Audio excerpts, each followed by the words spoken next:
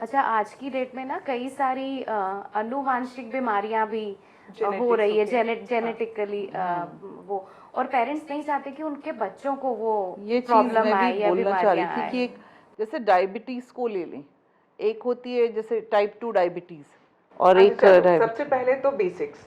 जब genetic diseases की बात हो रही है तो जब single gene about 23 pair of chromosomes, each chromosome has multiple genes, about identified 20 से 22,000 जीन्स आइडेंटिफाइड है, ठीक है। अब उसमें से जब सिंगल जीन से बीमारी हो रही है, तो सिंगल जीन की बीमारी कैसे, कल था world thalassemia day, thalassemia, sickle cell, ये सब सिंगल जीन, एक जीन की डिसऑर्डर से ये बीमारी आगे बढ़ती है, ठीक है। So if both the parents are affected, then 50% chance that the kid is going to be affected. Okay. If one of them is affected, 25%, ऐसे एक पेडिग्री चार्ट बनती है उस हिसाब से।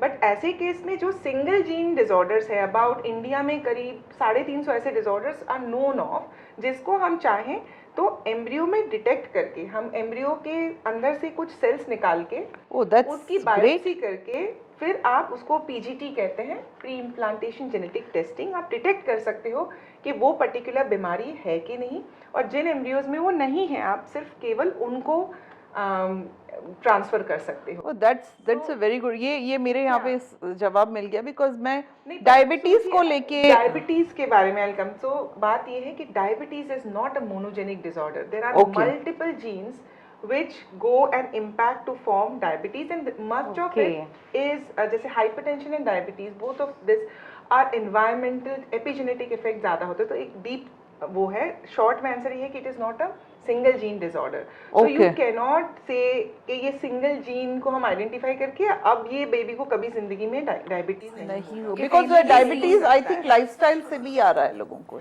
Yes, it is more about environment that you live in. ये genetic disorders, वो जो एक सिंगल उसका होता है वो हम ट्रीट कर सकते हैं। सिंगल वाली जो होती है बहुत सारी, ऐसे all over world multiple genes के दो जीन्स वाले भी ऐसे धीरे धीरे आइडेंटिफाई हो रहे थे। कि ह्यूमन जीनोम प्रोजेक्ट भी अभी रिसेंटली ही कंप्लीट हुआ है।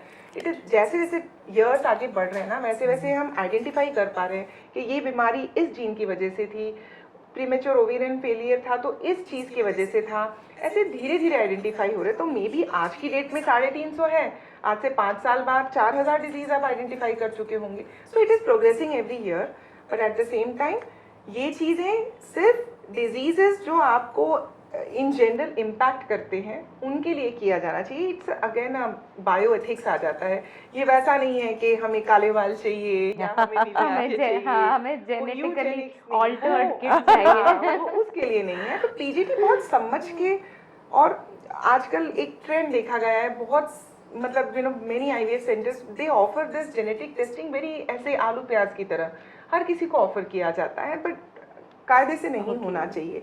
सिर्फ इंडिकेटेड केसेस में, बहुत ही क्लियर इंडिकेशंस होते हैं इसके, उन केसेस में ही करना चाहिए। क्योंकि आफ्टर ऑल आप एक एम्ब्रियो के कुछ सेल्स निकाल रहे हो, तो उसकी एक मतलब उसका जो वो होगा, एनालिसिस करना पड़ेगा आपको कि उस सेल को निकाल के जो इम्पैक्ट है वो अगर किसी के डिजीज फ्री करने के लिए तो ही कीजिए, ना ही कि जस्ट ऐसे ही एवं ही टेस्ट करके देख लिया, right. So there are indicated cases. It's kind of a responsibility, responsible job.